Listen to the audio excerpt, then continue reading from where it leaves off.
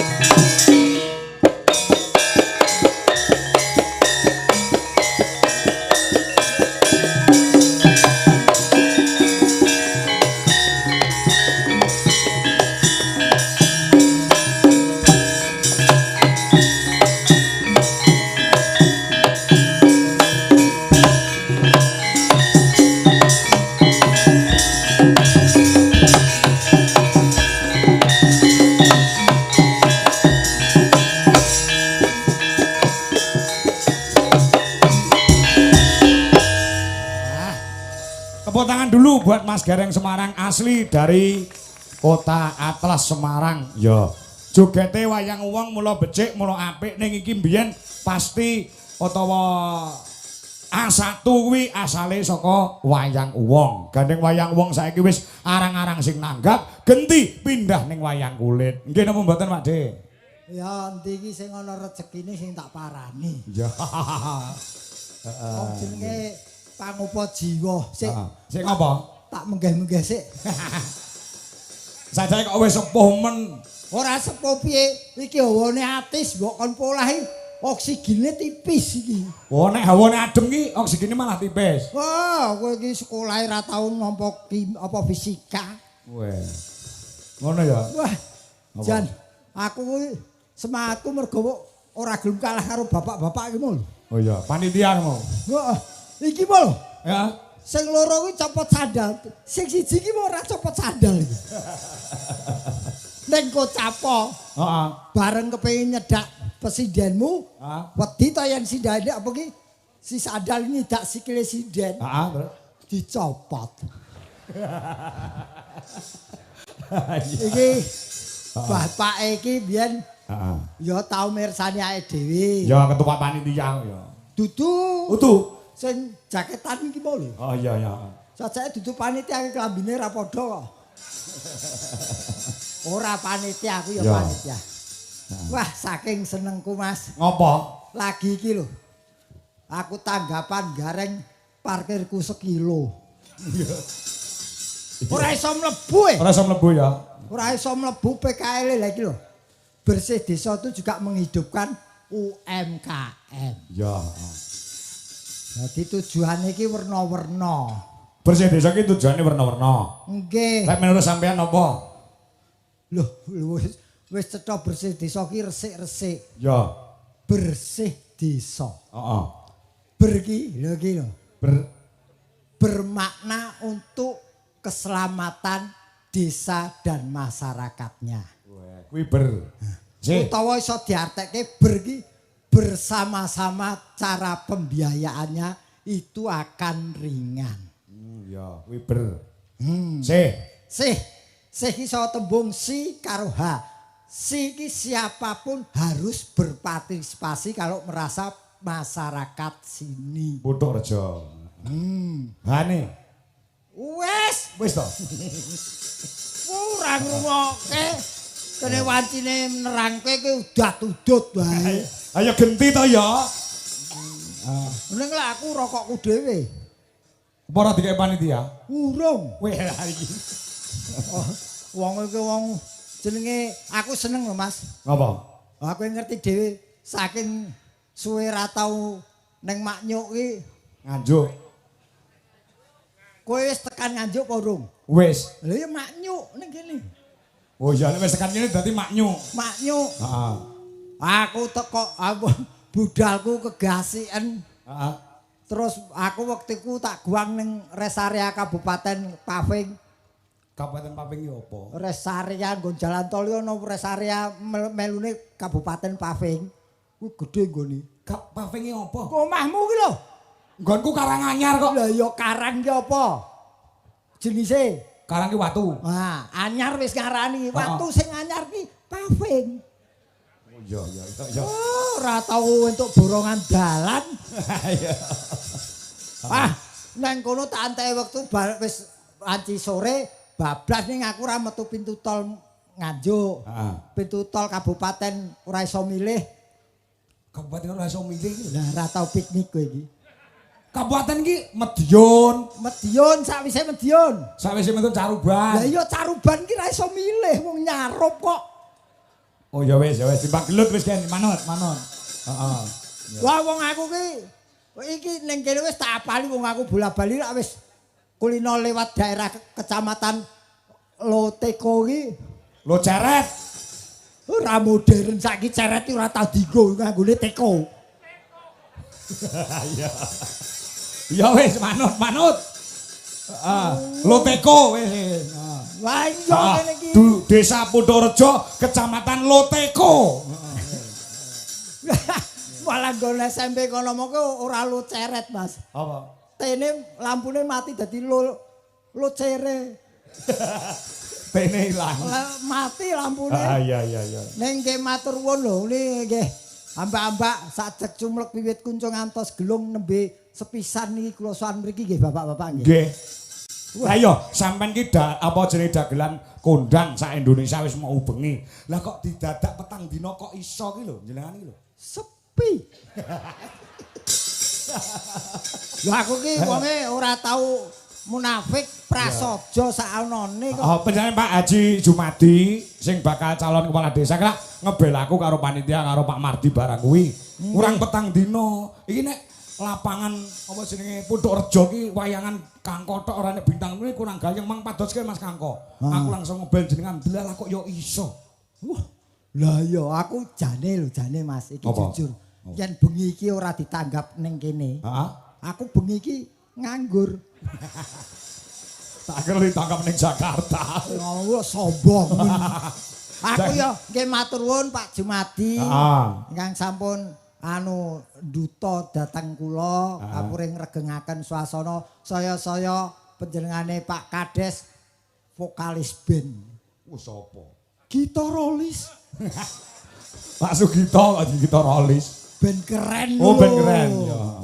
Lagi ki lho mula ya jenenge pas ya. Pas apa? Asmane sapa? Sugito. Su ki Iki sugih sanak sugih sedulur supel piyayine. Oh iya. Lagi kepethuk ae dhewe pisane ning kono gojeke kemekelen. Heeh. Lah iki Pak Gito. Kowe pancen lurah setengah dagelan kok. Mulane kok ora didageli dhewe lho bengi. Ya ora ya lurah kok. Iya. Giat bangun desa lan makmurke masyarakate. Mula 3 kali periode lancar. Nah, mula dadine Tot. tombok dilakoni waton masyarakate sejahtera. Wis Sugito. Heeh. Bedaen Pak Jumadi. Oh, Pak Jumadi beda. Heeh. Bedane apa? Juki jujur piyayine. Heeh. Make mapan ekonomine. Ya. Diki dipilih mergo patut dipilih. Oh, ngono. Mula ya aja nganti isok klewat yen ora klewat awake dhewe ra rene meneh iki. Heeh. Wong jenenge aku kuwi seneng oncek-oncek, apapun saya onceki kok. Apa ya? Lho, bojoku tak onceki dadi anak loro. Wah. Anak loro yang katanya gareng dadi dokter kabeh anake. Saiki iki dadi Dilane karo Pak Lurah lho mau. Gareng kok anake dokter. aku dadi saiki watuk ning omah wis rawani, Mas. Sumpah, lah wong anakku loro karo dokter, mantuku loro karo dokter, dadi sak omah iki doktere 4. Ayo. Watuk wis rawani, aku watuk pisan diopname. Iya. Ngerokok apa mau udut ngono? Udut dilarang karo anakmu. Oh, aku omahku kene. Heeh. Udutku ning pos kono. Loh, aku bukan apa-apa karena menghormati saiki aku ya ora ketang kepipi aku wis diundang Mbah. Mbah, wis tuwek aku ki. Mbah Tatung. Mbah apa? Mbah Tatung. Kakung kok katung. Nek cah cilik lek urung iso anu cedal Mbah Tatung ngono kuwi. Oh iya. Lah iya. Mbah Tatung. Heeh iya. Mbah Tatung kok nganggo tato. Heeh iya. Mbah Tatung kok celuk ngono. Mbok. Nah, ono Mbah Kakung kucuk-kucuke. Wong jenenge nggih mugi-mugi desa iki lho. Kadang kala ya bener pira swaramu kadang kliru. Iya, dimaklumi semua nek aku. Puntuk Rejo. Padahal Putuk Rejo. Aku mau malah takonku ning kono Kutuk Rejo. Oh iya, heeh. Nek ternyata Putuk Rejo. Kowe ngerti tegese Putuk Rejo? Putuk Rejo ki apa? Lah iki lho. Disesuaikan karo keperluane bengi iki. Heeh. Puji syukur kunjuk ing ngarsanipun Allah Subhanahu wa taala dalu menika ngawontenaken resepsi bersih desa. Heeh. Tok kuwi tu matenika. Tu matenika. Tu tujuanipun kangge keselamatan desa lan warganipun. Iya, Regeng gayeng hiburanipun wayang kulit dalangipun Ki Anom Dwija Kangka. Iya, heeh. Jo kuwi welinge Pak Jumadi. Heeh. Jo lali garenge Semarang kudu dikongkon rene. Iya. Wah iya. Bosmu bengi iki Pak Jumadi ya. Ya. Aku tak rewangi digoncenge panitia rono kuwi. Numpak kendaraan roda loro kuwi tekan gone dengkulku kemeng. Heeh. Nyampuki bakul-bakul sakmene. Ning tenan aku lagi iki ning kene iki kaya apa dimulyake, Mas. Iya. Wis teko langsung di kongkon mangan. Wis dicepaki ngombe. Iya. Mung kopine urung metu iki. Iya, kosek. Iki Pak Camat Loceret ya ora apa lho insyaallah. Pak Camat rawo? Iya. Nggih Pak Camat.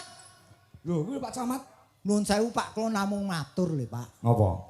Desanipun sampun nimbali kok camatipun dereng. Benjang menapa nenggo dawuh. Upami mboten wonten anggaran, dalangipun mboten saniki. Sing penting dagelane tetep kula, Pak. Udan deres, wingo udan deres campur lesus. Batal, Pak. Mbok diterjemahke, men ora meri wong Putuk Rejo wis mbok terjemahke lagi Loceret muter ora kuwi angel kuwi. Loceret Pak Camat Tenggalu.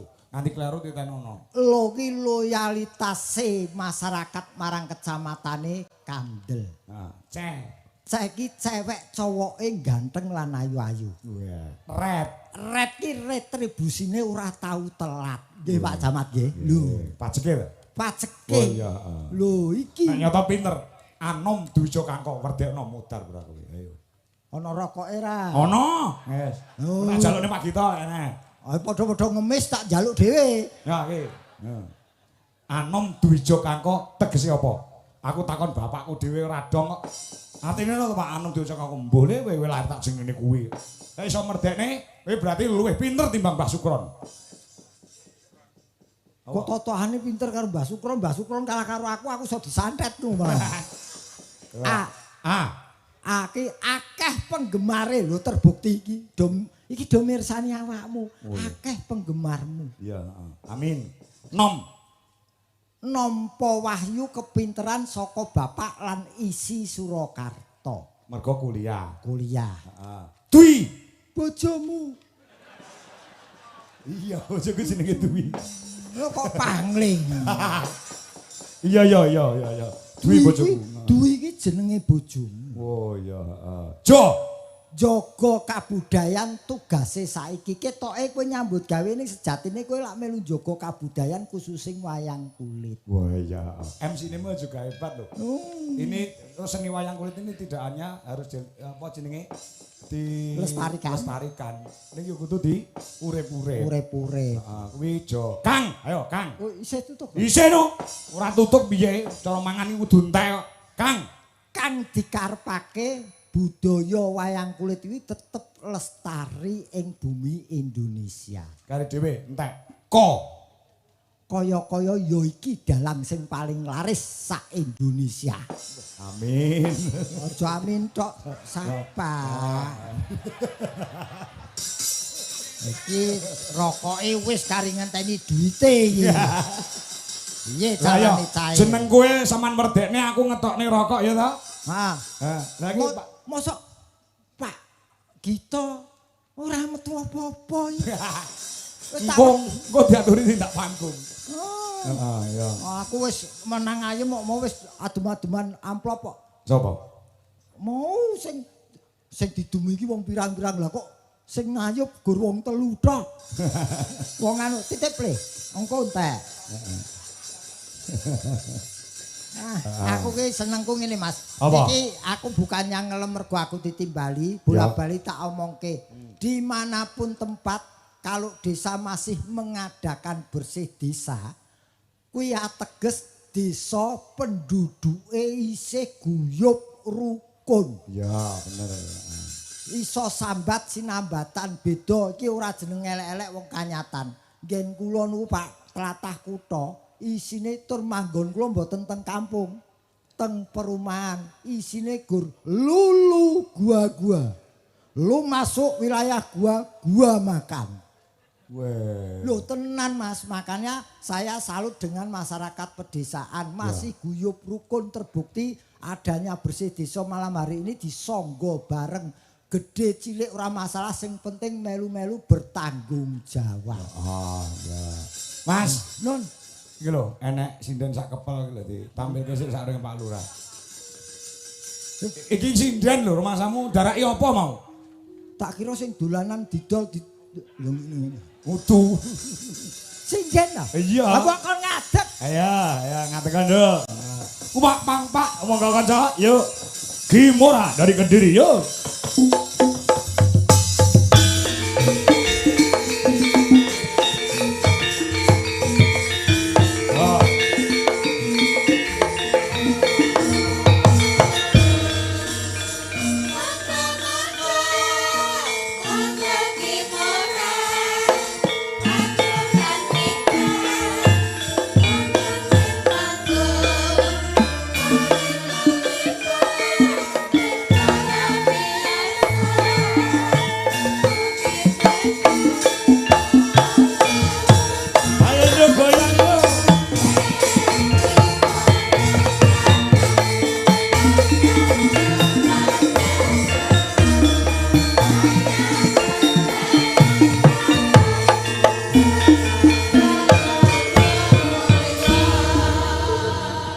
Nyapa kae kok meneng ae nyawang.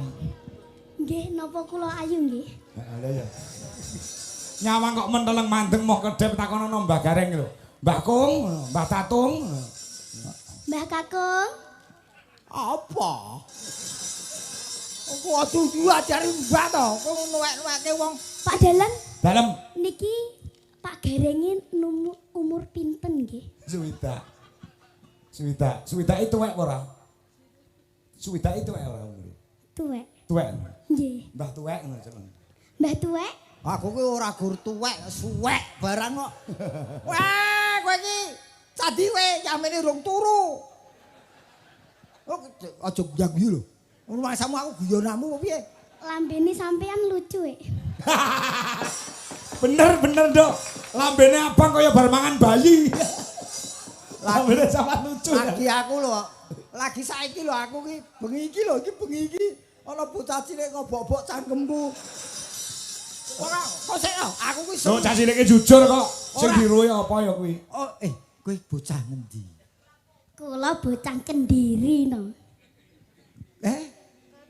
Kediri. Oh, nyang awak. Saka nyang awak. Oh, ke iki Nyang diri ki awak. Oh, nyang awak. Nyang awak. Jenengmu sapa? Kimora. Walah, sok Jepang. Kok iso sok Jepang? Jenenge kimono. Kimora. Kimora. Oh, dudu kimono to? Dudu. Oh, kimora. Ora umurmu ki pira? Umurku 9 tahun. Pas ki ora entuk dinyang. Napa? 9 tahun ki pas. Nggih pas niku. Lho, lah kowe iki kelas pira? Aja deket-deket aku itu Apa? Aku gak jijik tapi aku wedi Padake gendruwo.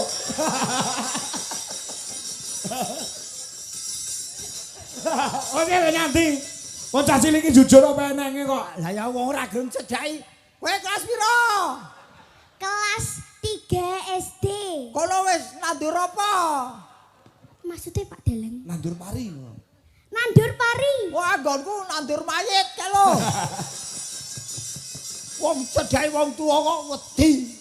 Aku ki elek-elek iki menungso. Nggih. Ora ngono tenan lho. Iki aku wis krungu-krungu ning kepethuk lagi sepisan iki ya, Nduk. Nggih. Lah. Tak takoki sik. Oh iya. Niku gigine sampean kok kuning apa ora tau sikatan nggih? Iki nunggak semi karo gamelan.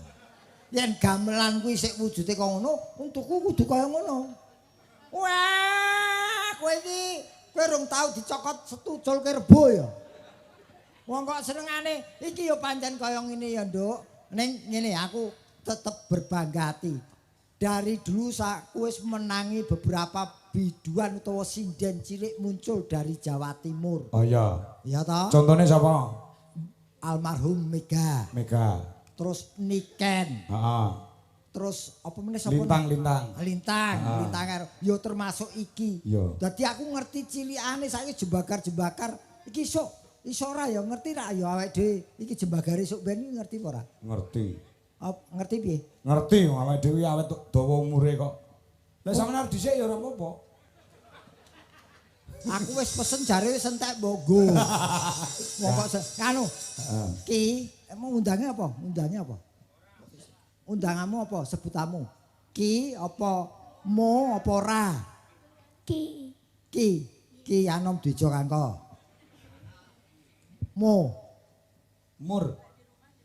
Ning omah jenengmu. Nggih, kula lak dipanggil di rumah Kim.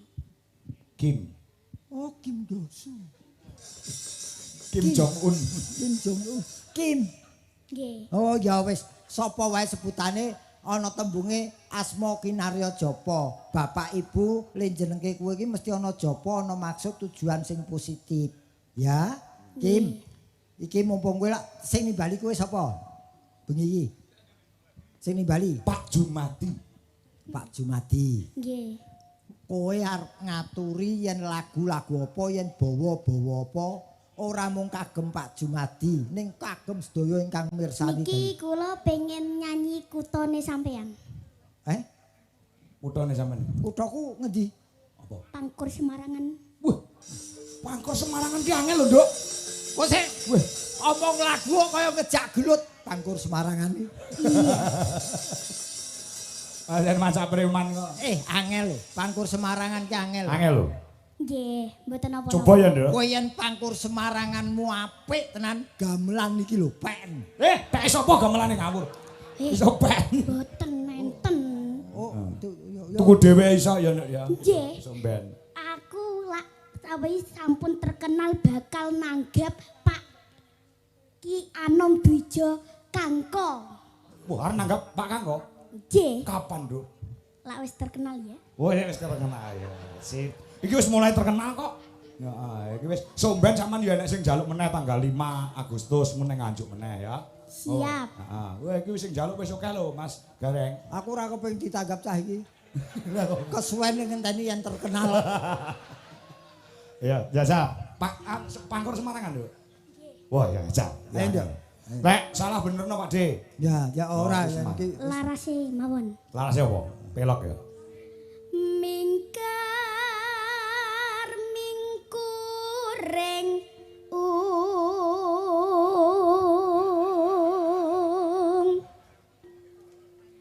kara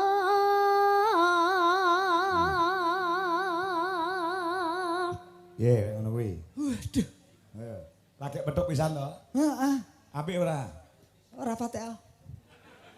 Ya apik dadak ditakoni apik apa ora apik nduk apa. Ning tembunge aja ungkara. Ukara. nggih. Nah, ya. Mingkar mingkur ing ukara. Ukara ya. Akarana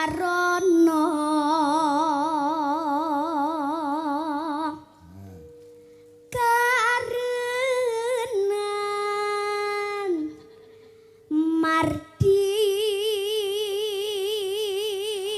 Mardi panitiae. siwi piye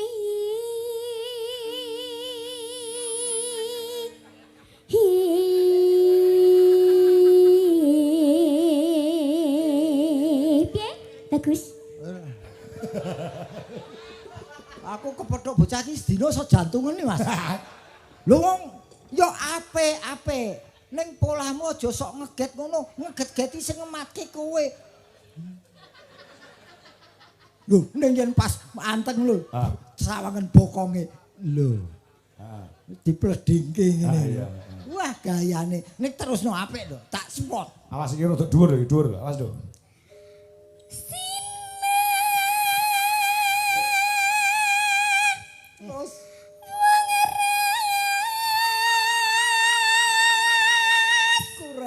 Kurang sithik. Ayo tak wangi ngeden.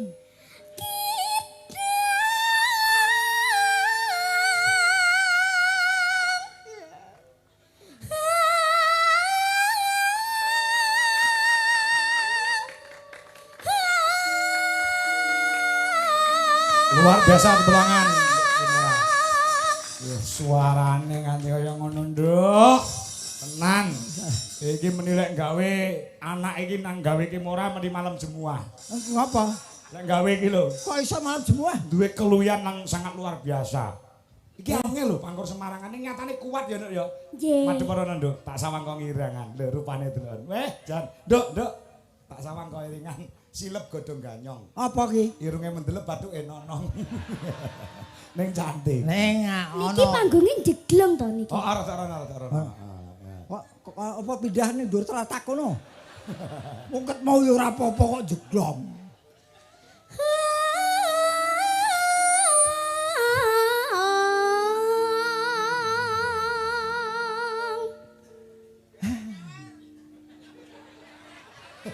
Gareng nyawer jare.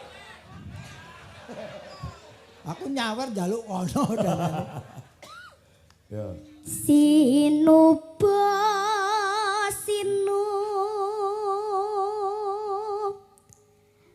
Karto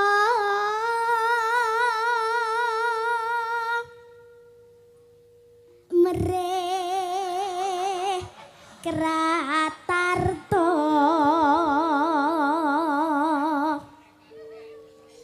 pakartining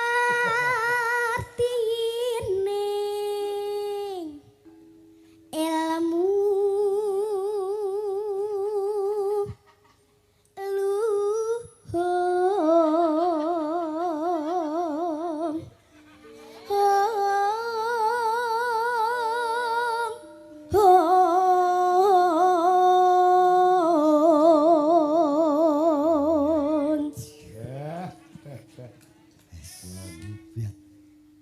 Kang tumrap ning tanah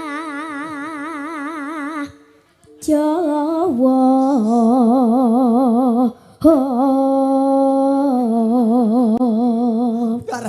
bareng laras ndek ngene tuh nganti ra duwe gulu. Agama kemeng.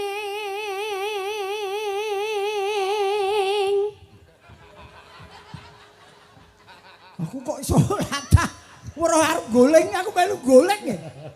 Nembang kok arep goleng ku saiki. Haji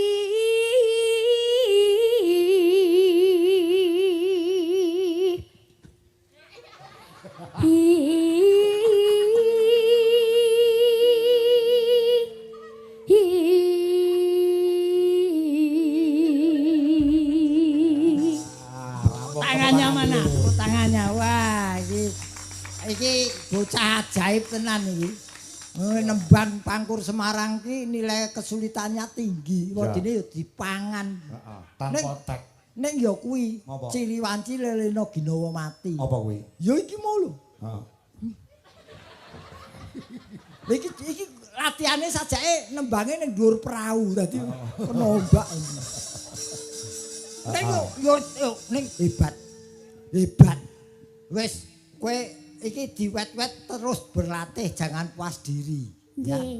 Ya. Lah api disangoni nggih. Apa? Cokor. Tak omongi aja omong-omong ya. Iki antara kowe karo aku. Awake dhewe iki padha-padha golek duit saka Pak Jumadi. Oke, siap, Bro. Kowe njaluk tak dukung. Oke. Lagune apa, Nduk? Apa, Dok? Niku Apa? kagok Semarangan kare sigro-sigro. Wah, nggih. Negro. Sigro. Oh, sigro. Iki lho ana pamundhut jajah engko iso sampean aturke mboten. Assalamualaikum, sugeng dalu bucange nyuwun gending memanik gending menika kagem sedaya pamirsa. Salam saking Mbah Yono, Mbungkal. Iki uga ana, sik tak wacane sik, Nduk. Nah, nggih. Nggih, kula saged. Manik saged? Oh nggih, sekedap tak wacane ya Cahayu. Nggih. Nggih. Sugeng dalu Pak Dalang, assalamualaikum saking Bu Amin warung kerupuk pecel Desa Pondok Rejo. Badhe atur pakurmatan. Nggih. Dumateng Bapak ugi masyarakat Desa Pondok Rejo. Nggih. Komunitas PDKP, nggih, penggemar Dalang Kangkung Pondok Rejo. Samudayanipun, nggih, lan panitia bersih desa. Matur sembah nuwun, nggih, cekap nyuwun lagu dangdut Puspita Nala. Nggih, saged. Apa-apa nek iso to, Nduk kowe? Lah, iki sarapane siji. Nggih, ben entuk duwite. Oh, ya. Iki jane sinden apa Bang Kikil lho, Cah. Wes iki. Kabeh jaluki dhuwit iki. Heeh. Tenang Nduk, iki duwite nggo awakmu ora nggo Pak Kangko. Pak Kangko wis diparingi panitia akeh. Sugeng dalu Pak Dalang. Halo Pak Kangko, aku pun. Halo. Halo. Nyuwun lagu memanik. Wah, nggih, angka kalih. Heh? Niku nggih memanik. Oh, padha. Heeh, ya. Tak wacane sik, Nduk. Nggih. Iki tak macane sik ya. Oh, dimentahi. Angka setunggal memanik, angka kalih denok. Nggih. Angka 3 gadis Kalimantan, angka sekawan cucur bawuk. Lha iki apa iki? Heeh, percaya wacane Pak De. Angka sekawan cucur bawuk. Lho, iki tenan lho. Apa enak ya gendeng cucur? ana ya. Heh? Ana wis pokoke tak ononi wis pokoke. Ora apa-apa, cucure ora apa-apa. Bawuke iki lho. Yo cucur kuwi. Gending menika sedaya kula tujakan sedaya warga Pondok Rejo, pandemen Dwija Kangko Pondok Rejo PDKP. Nggih. Matur sembah nuwun, kagem Pak Dalang mugi jomipun tambah laris. Amin. Amin. Nah, ya Nduk, lagune memanik ya Nduk. Nggih. Nah, iki duwite PN ya. Nggih. Nah, ya. Mangke mawon. Loh, Mangke mawon. gayamu. Salah kabur. nggih. Oleh aku lali piye? Nggih, aja dipek mawon. Pak Reding. Ndak. Ndak mau saya. Oh, kowe iki teh tanpa gula. Sampeyan wis enek engko dhewe. Kowe pancen kopi tanpa gula. Apa kuwi? Pahit. Memanik ya. Pahit rasa didelok. Loh, pahit iki rasa diombe kok didelok.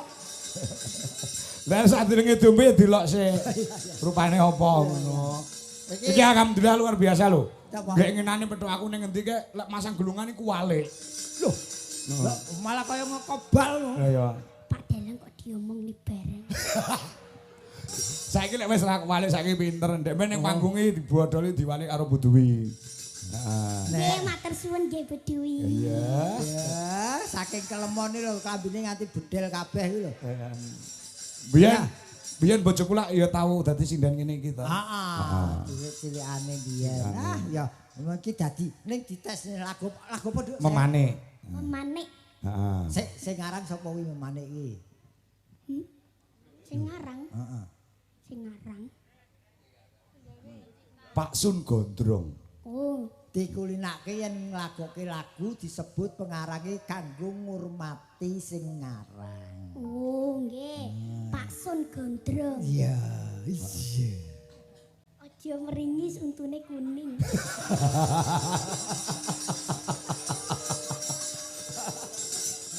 Ngene lho, Duk. Dadi kabeh kuwi kudu dicethake ya. Oh, ora ana wong tak gethak kowe. Manik garak campursari ya, Mas. Oke. Ndak anu apa jenenge langgam sike, Macoro. Nah. Ompak sik ya, Nduk. Ya, ompak sik langgam terus dangdut. Ya, coba. Yo, buka saka keyboard, Nduk.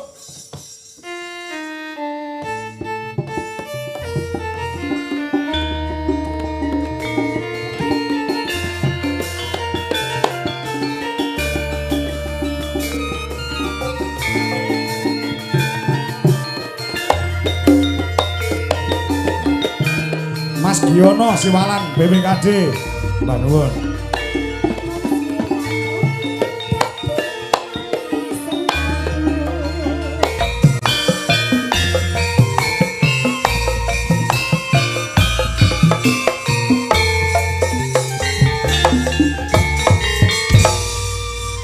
Terima kasih.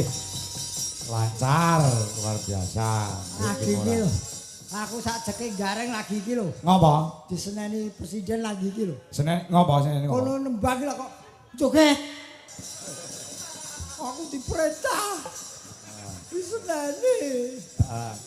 Tur iki kok nggon limbu atok ora gelem, Pak De. Mrene nganti goro-goro. Lho, ya kuwi sing diarani sportivitas sebagai Ya. seniman. Heeh, sampean barang ya ngono to. Ah iya no. Wong karo nyambut gawe karo nonton tontonan. Ya. Ngono. Niki Pak Gito, Pak Kepala Desa, diaturi tindak panggung sapa sing ngerti kanthi munggah panggung monggo.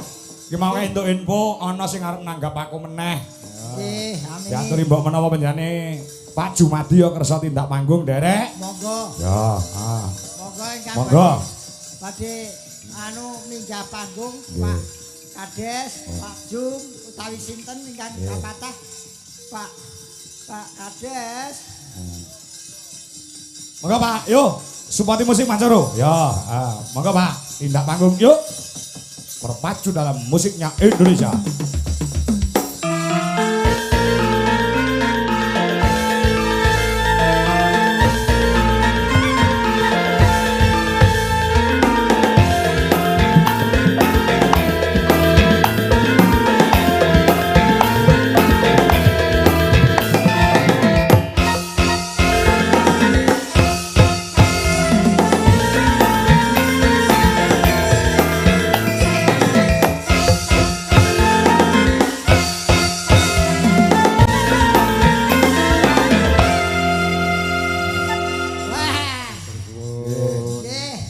Mas Kangko. Nggih, Pak De kita. Kok mau kok iki style kok kalem ya? Apa? Style kalem. Oh, dihadap masyarakat iki Kalem riyen. Oh, kalem riyen. Nggih, kalem. Belum panas gitu Pak. Belum panas. Belum satu sloki. Belum sasro. Kula niku gumun. Gumun apa Pak De? Gumun. Bab napa? Si Pak Sumar Bagyo Gareng niku nggih. Nggih. cerdase luar biasa. Nggih. Tapi kok kalah kali bocah cilik niku. Diketak kon joget kok ya joget. Lho kula niku kalahe kali sing cilik kok. Oh ngoten. Yen kali sing tuwek-tuwek gede-gede kula pangan, Pak. Niku wau jeneng kula nggih dionceki. Nggih. Namine Pak Jumadi dionceki, Nggih. Mas Kangko nggih dionceki. Nggih leres. Lah nggih. Lah, Lah niki nggih ngoten teng napa putuk nanggap ringgit Purwo. Napa, Pak? Kok dinane Minggu malam Senin. Niki nggih enten werdine. Enak werdine napa, Pak? Napa, Pak? Minggu. Minggu. Niku dinten niki kanthi wontene nyadran utawi Presiden Desa Nggih, nggih. midhangetaken lan mirsani kanthi Kidalang Dwijo Kangko kalian bintang tamu Gareng Semarang Pak Haji Sumar Bagio. Nggih. Senen Senen. kanthi senenge netro. Wah, iya. Ki enek merdine nggih. Selasa Selasa. mlebu mboten. Wah, Prei. dino Selasa prei. Selasa lho, Selasa niku. Seselono, Selasa. Selasa niku tekad panjenengan. Selasa niku selakno ngamal marang sapa-sapa. Dalu menika panjenengan ngamal, Pak, memberi hiburan pada Ngoten. orang banyak. Nah, sakniki kula nggih genten gareng. Gareng. Anu Yo, yo, kene yo ora gelem kalah. Nang Lurah apa ki- kok gareng? Lurah ngger arep pensiun kok galake ra umum ya. Lah apa terus sampean karepe nek wis dadi mantan lurah dadi tukang santet apa piye? Ampun. Gareng ku yo Pripun, enek gareng merdine. napa? Gareng. Nggih. Gak mantep yen wayangan orang gawe gareng. Iki dirungokke. Dirungokke. Yo. Gawe lurah iki. Heeh. Wah, ping pira kowe ora ngejak? Gareng terus nggih. Ah. Apike Heeh. wayangan wulan ngarep ora sah gawe bintang tamu. Cocok toh? Piye cocok ora, Dik? Cocok ora? Blas. Wis cocok. Kok nggih. ngandel to, Pak? Kok jatake kok. Kok jatake. Terus R. R. Nggih toh? Nggih. Ora elok. Lho ora kok. Ora elok wis kaji putrane ya wis padha dadi TikToker kok jek gareng. Karepe kon pensiun lek gareng. Pak, kula omongi nggih, yen Nggih. kula mboten gareng, mboten entuk duit, kula njaluk bojo kula mboten dikeki. Nek wau napa? Ora elok. Ora elok. Wis kaji putrane ya wis padha dadi TikToker kok jek gareng. Panggilan jiwa. Wah, gitu ya. Jiwa seraya, Pak. Nggih. Gareng. Terus berarti Eh, napa? Enake gareng iki diingu sak patine. aku ki wayang wong apa wedhus kok dingu. Oke, ning Cocok kok, nggih to? Nggih, leres.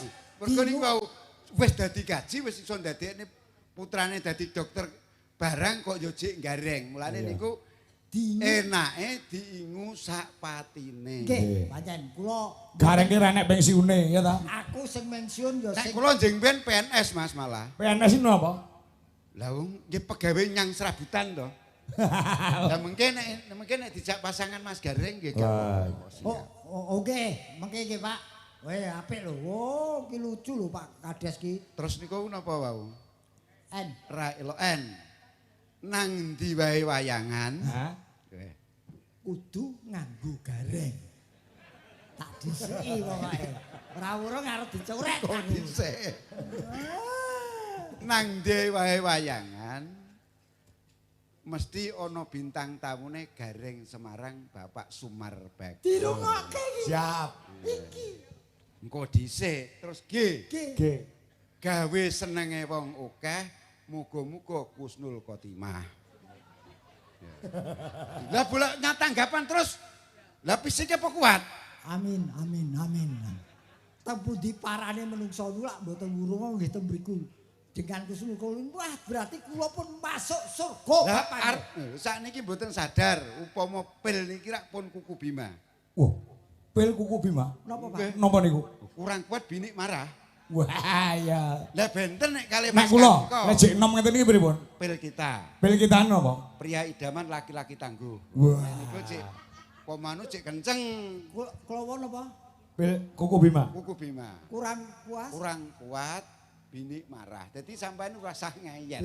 Bini Wong marah. cah cilik kalah. Kurang kuat, bini marah cari yang lain.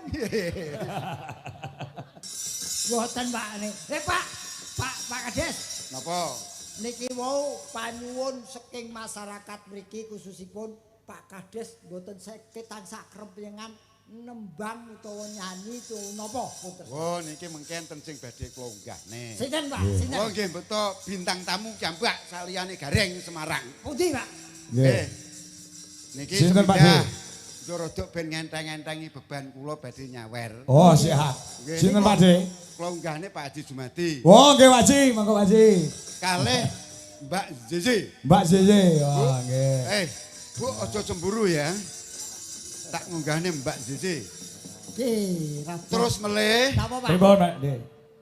Kang Mas kula Nggih. sing dik taun 2024 Nggih. Nanggap. niku nggih nanggap jenengan teng Desa Nglinggo. Nggih nglinggo nggih. Nglinggo sing wau kan Mas Sekaran. Sekaran. Nggih. Niki Mas kula sing taun 2024 nggih nanggap jenengan teng Nggih. Desa Nglinggo niki badhe nanggap malih. Amin. Alhamdulillah. Sip. Lagi sing nanggap batih kuthok. Niki mriki anu Mas. Niki namine Mas Patmo. Oh Mas Patmo. Kemutan nggih. Nggih kemutan. Patmo niku pinten Mas? Patmo niku 4 kali 5. Berarti 9. Songo. Berarti 9 niku angka sing gedhi dhewe. Gede dhewe menangan. Nah, niki mengke badhe ngersakne jenengan melih. Siap. Tapi mboten ngersakne Gareng. Oh nggih. Wah, Pak. Kendaraan kula lebone kurang pindho. Yo, Pak. Pun niki Mas Patmo. Nggih. Niki nek saestu badhe nanggap. Monggo munggah. Nggih, siap. Niki kula ndek karep nggih. Mergi napa? Beban kula nyawer niku ben Enteng. enteng. Syukur ora usah. Oh, lak men. Dijokolo Endo Kusuma. Nggih. Terus Pak mboten ngendika menapa men? Pak Jum. Oh, Terus nggih. le niki mboten kesupen. Nggih, nggih. Kula nggih gadah bintang tamu Mas Nanang PD niki kersane munggah. PD. PD. Peteng dedet. Nggih, Pak Patmo. Wah, kemutan Pak jenengan. Wong arep jenengan ning dereng telas lho. Kok nanggap malih. Tanggal pinten? Alah. Le arep nyetake dadak mlipir. Nggih, nggih. Mengke Dikorting Pak, dikorting nggih pun to. Korting 5000. anu Pak. Mas. Wes petonge kok karo aku ae. Siap Pak Patmo Mas, nggih. emang rak Nggih, potong kemutan. 10.000. Berarti iki nanggap neh potongnya malah dobel. Monggo Pak Haji Jumadi paring dawuh napa? Napa, Pak? Menika sampun. Wah, yaine mendel. Heeh. Oh, ki ibuke Monggo Mas Nanang. ngersake PD. tembang kangen, Mas. Tembang kangen. Nggih, nggih. Nang. Nang dituntun. Ayo sing mripate roh nuntun. Wah, aku anggere kepethuk cah iki rekoso. Ngopo? Dadi penunjuk jalan. Niki anu Mas. Nggih. Kene le. Mbak Yezi niku riyen Sik. Ini kakunge. lho tangan. Nggih. Rencang kula, wedal kula dados ketua KTN Kabupaten niku sekretaris kula Mas. Tapi bojoku aja semburu lho ya. Nah, nggih. Ngapunten, ngambil sekedap nggih, Bun. Nggih. Yo. Matur nuwun. Kene. Niki lagune tembang kangen ya, Pak ya, nggih. Ah. Tembang kangen. Sing. Pak Gareng. Nun. Beneran Pak Haji Jumadi iki piyaine mendel ora sugih swara ning sugih gawean utawa nyambut gawene tanpa pamrih. Iki mau ora ngandika apa-apa sinden wis disawer 100. Saman raruh to? Loh, nglimpekke aku iki. Nah, sing kula karepe nggih ngeten iki Mas Kangko. Nggih. Beban kula kan enteng. Enteng nggih. Enteng, Pak. Kula nggih. Enteng, enteng to. Nggih. Berarti siji syukur Nggih. ora usah nyawer. Ora usah nyawer.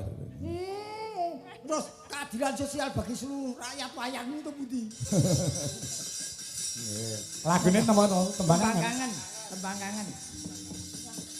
Monggo. Pun aturaken monggo kalih joget-joget sesarengan remen-remen kalian tirakatan.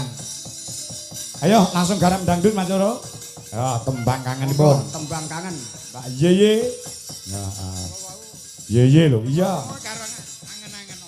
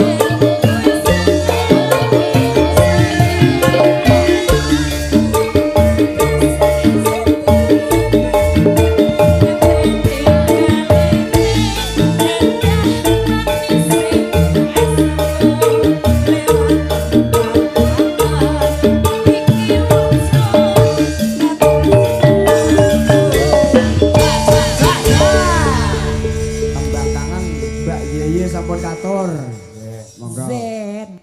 Mbak Yeyen nggih. Monggo. Pak Lurah. Nggih pripun Pak Patmo? Kula tak nderek nyawer. Nggih. Ngurmati adik lho beban kula entreng to. Kali anu Pak anu Pak Kangko. Pripun Pak? Pak kados menika kali kula pernah adik. Oh, ada. Nggih. Penghormatan ya Pak Lurah. Siap. Oh, alah. Enteng sanggane Pak Lurah iki. Alhamdulillah berkah selalu. Nggih. Iki Cahyo ditampa Cahyo. Nggih, Jan. Heh? Ji. Wes saestu. Ji. Niku gak sing nyawer mas kula kan enteng to. Ya Allah. Kula niku longgahne daya ngeten segar. Aku koordinator penerima sawer. Nggih, sembah nuwun, Pak. Nggih. Wah, yang kula niku koordinator nggih kudu loro, Pak.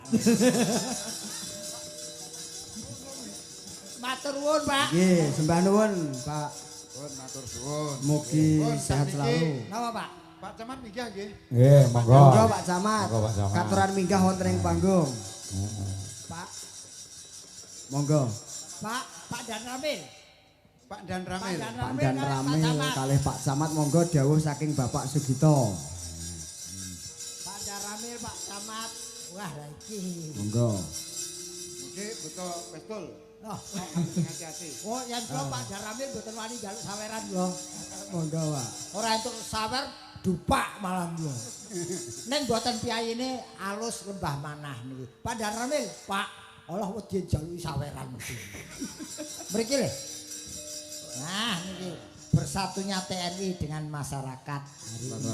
Nah, Pak Camat, lah iki jagaknya ini. Pak Camat badhe ngendika menapa monggo katuran ngendika.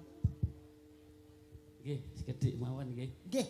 Kagem masyarakat khususipun Pondok Rejo nggih. Bapak Ibu yang saya hormati, wabil khusus Pak Dalang, Nggih, Pak. Mas Siap. Kangko nggih. Nggih. Saya menyampaikan bahwa mulai bulan Juni sampai 31 Agustus pelaksanaan sensus ekonomi. Oh nggih. Maka dari itu kami mohon bantu nggih mengke pencatat sensus kanthi sae insyaallah sensus ekonomi itu untuk data sebagai pelaksanaan pembangunan arah pembangunan baik di tingkat pusat, daerah maupun di wilayah kecamatan. Intinya saya mohon dengan sangat Bapak Ibu untuk bisa membantu kaitannya dengan sensus ekonomi. Amin. Selajengipun pesen nggih mulai juga bulan Juli ini bahwa masa bakti BPD itu habis tanggal 26 Desember tahun 2026 ini. Maka dari itu Bapak Ibu monggo ditoto ingkang sae kersane mungkin jenengan juga gadah anggota BPD nggih. BPD menidah persiapan pengisian anggota BPD.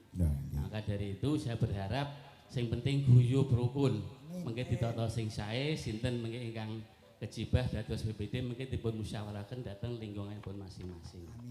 Lajeng sak terusipun juga kaitannya dengan pemilihan kepala desa. Mulai bulan Agustus mungkin sudah persiapan pelaksanaan proses pengisian pemilihan kepala desa. Insya Allah mungkin dipun laksanakaken wonten ing bulan Februari. Maka dari itu sudah malih Bapak Ibu yang saya hormati, wabil khusus Desa Pondok Rejo umumipun di wilayah Kecamatan Lojarat, saya mohon dengan sangat sing penting tetap guyub rukun niki nggih. Monggo mengki disambut kanthi sae kersane mengki ada estafet kepemimpinan sak sampunipun mengki kepala desa habis bulan Februari maupun Maret 2027. Kula ngiten ngaten Pak Dalang matur nuwun. Siap. Assalamualaikum warahmatullahi wabarakatuh. Waalaikumsalam warahmatullahi wabarakatuh. Niki Pak Camat badhe ngersakaken lagu menapa? Niki lah Pak Camat wis buka kepean kok ya. Nggih. Oh, Ah, napa Pak Camat? Taman Juruk. Wah. Juruk. Taman Monggo Juruk. Pak Camat riyen. Taman Jurok. Tapi mboten apal kula Mas Gareng. Maos mboten napa-napa. Anu Mas, Taman Juruk niki lirike kajenge medal nek mriki. Nggih. Santai mawon. Monggo para kanca Taman Juruk. Oh, ngono heeh. Neng kutha Solo rek ya. Monggo dados musikipun lan gamelanipun yuk. Monggo DJ Indonesia. Atur Pak Camat.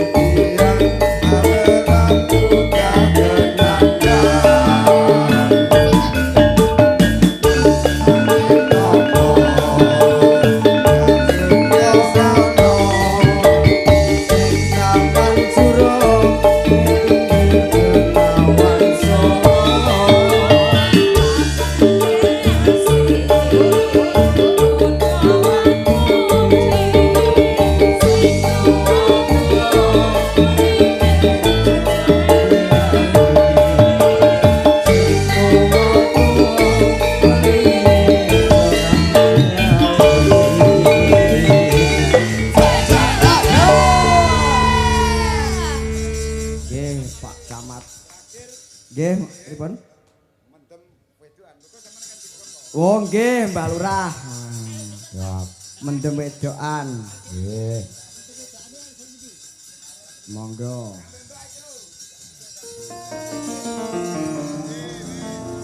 Monggo kula nderek Mbah Lurah. Ayo, mboke. Mboke.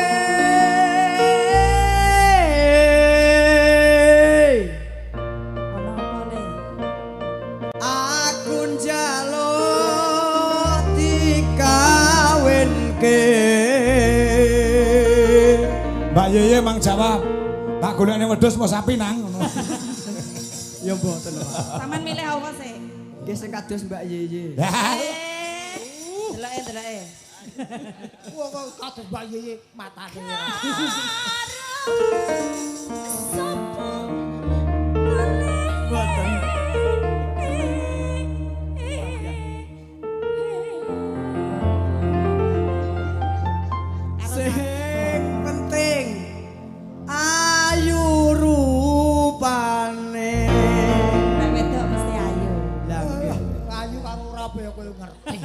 Ampun ngenyak Pak Dik, kula krasa Pak Dik. Oh, wah ayu dirasake to. Oh nggih. Aja ngeyel nek karo anang ngeyel kalah. Pangapunten lho Pak Kangkon iki Pak Lurah nggih pun kula anggap bapak kula piyambak. Alah. Laesun. Kula ajenge digolekne bojo tiyang mriki ya. Niku ampun WA kalih kula kok. Gak iso milih berarti sampean nek digolekne. Nggih pokoke nggih loro karone Pak, nggih mapan nggih perawan ngoten mboten masalah. Nek kula Pak pokoke manut Pak. Golek sing mapan sing perawan. Nggih. Pomah aku anake bapake perawan kuwi mau luwih bener tak pakane kirek nang. Lah nggih to. Oh iya 75 munggah. Iso niteni to Mas? Nggih saged. Oh saged. Yo, Monggo mendem edan. yuk, jodos. Sama Mbak Yeye. Wih.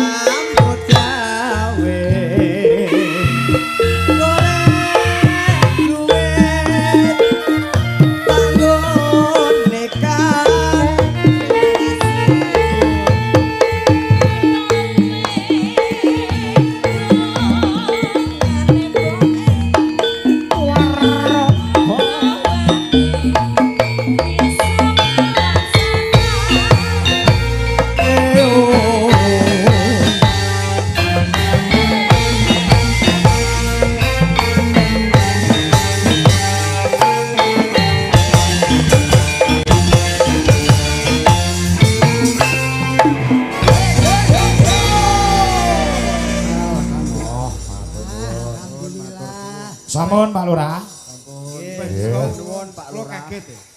Nanang bakno lanang. Iku pas aku bunga. Koyo wedhus berok e. Mboten. Pentinganipun nggih bengokan kok. Matur nuwun, matur nuwun. Sami-sami. Pak Dikito, nggih sehat selalu. Nggih, Oh, matur nuwun. Nggih. Wah, lah niki ya ada Pak Kades. Wah. Nggih, mangke putrane telepon mawon kula no. Nggih. Nama pinanggih mawon mingke tanggal 18 wonten Kuwajon, Pak. Nggih. Wajon Baron, nggih. Nggih. Wajon Baron. Kuwajon. Oh, nggih siap, Pak. Nggih. Nggih. Mangke insyaallah tanggal 18 ana Kuwajon. Ya, heeh. Sik nang, aja susu. Nggih, pun aman. Wah. Kula lungguh. Iki lho diparingi Pak Kades. Oh, Pak Kades repot-repot. Allah. Oh, wis baca to. Oh, waduh. Duh, wong iki nang wah bareng entuk duit tinggal gagang colong jupuk kowe. Sekene kok. Nggih, deh. Luar biasa. Nggih. Mengke dilasengke gara-gara Pak Jegareng.